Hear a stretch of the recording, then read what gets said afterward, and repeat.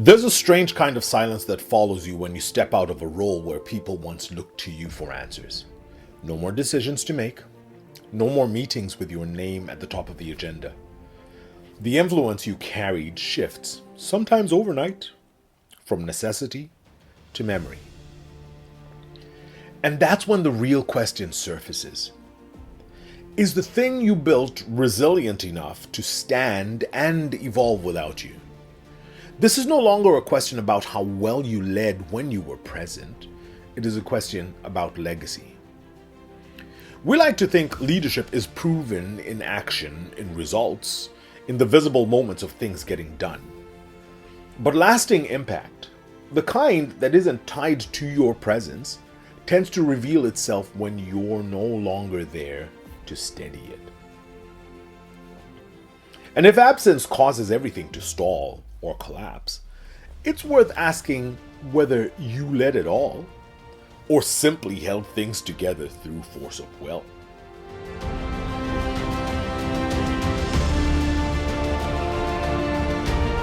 There is no shortage of praise for leaders who stay at the center of everything. We reward visibility. We celebrate decisiveness, charisma, and the ability to drive outcomes. Entire leadership development systems are built around identifying those traits. The bold voices in the room, the unwavering vision, the person who looks like they were made to command attention. But maybe that's part of the problem. For all the money poured into leadership pipelines, too many organizations keep producing the same prototype. Leaders who fit an outdated mold because the system was designed to recognize familiarity, not fitness for the future.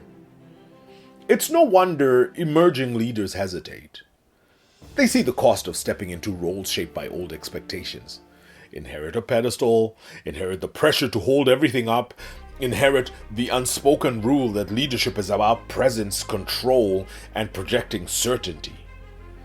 And when that's the model, it breeds fragility. Leaders become bottlenecks. Teams grow dependent. The system orbits the individual until the day they leave, and everything they've built struggles to function without them. This isn't legacy. It is structural negligence disguised as strong leadership.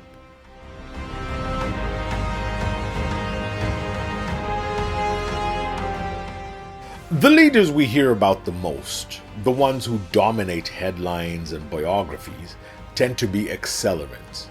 They spark rapid growth, launch movements, and push boundaries. But acceleration isn't the same as sustainability. It's easy to drive results when everything is built around your personality, your urgency, and your vision. But speed often hides the cracks forming underneath. The faster you go, the less time there is to build resilience into the system. And when leaders like that step away or burn out, what's left is often a hollow structure propped up by habits that only worked under their constant pressure. Good leadership isn't about how fast you can move things forward. It's about whether what you were building can survive your absence and thrive without relying on your shadow to guide it. That requires a different discipline.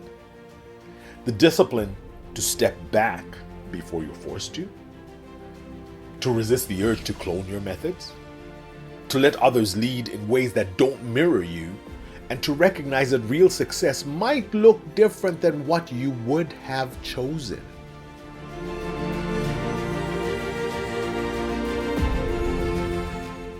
There is a growing awareness, especially among younger leaders, that the stories we've been told about leadership don't hold up anymore. The myth of the all-knowing, ever-present leader is wearing thin. People are less interested in following charisma and more interested in working within systems that don't collapse when one person leaves the room. But organizations are slow to adapt. Many still chase the image of leadership that belongs to another era, rewarding confidence without curiosity, control without adaptability. If you're serious about lasting impact, You have to unlearn that story for yourself. You have to accept that the best parts of your leadership will take shape when you're no longer there to see them, and they won't look like a continuation of you. They'll look like evolution. And no, you won't get credit for it. That's the cost of building something that endures on its own terms.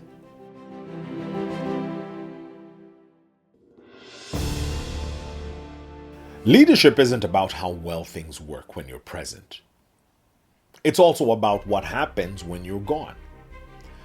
So ask yourself, not as a performance metric, but as an honest reckoning.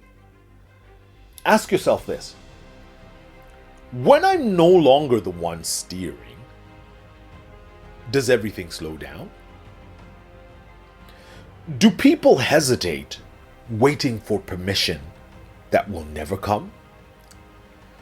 Does the vision shrink to what I have left behind, or does it stretch into something I would have never predicted?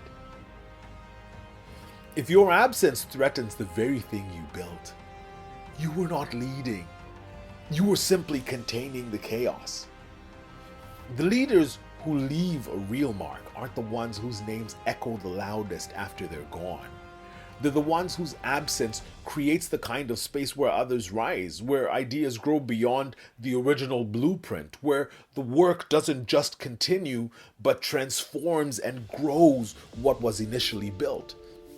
And that's an impact you don't get to measure, because if you could, it would be too small.